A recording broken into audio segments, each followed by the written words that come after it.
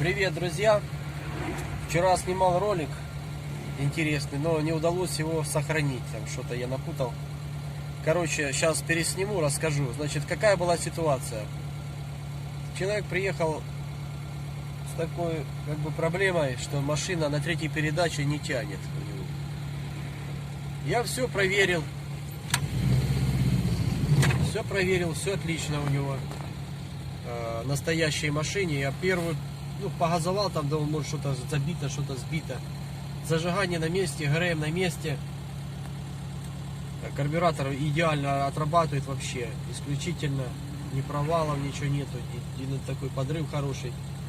И начинаем с ним ехать. Я включаю первую передачу. Короткую передачу. Разгончик раз. Взял там 1003-4. Переключился. Еще там 1003. Переключился.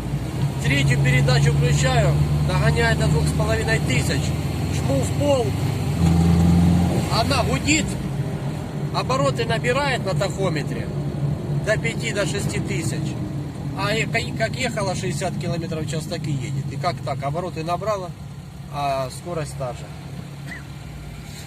Значит, эта проблема у него была в том, что если у вас такое случилось, это фрикционная накладка на диске. Сцепление уже стерто. И корзина с выработкой может быть. Но это вскрытие обычно показывает. Нужно менять в сборе. Либо в сборе менять корзину с диском и подшипником, либо чисто диск ведомый. То есть фрикционная накладка должна быть свеженькой. Тогда будет сцепление в порядке. Тогда буксовать оно не будет при нагрузках больших. И машинка будет набирать свой разгон.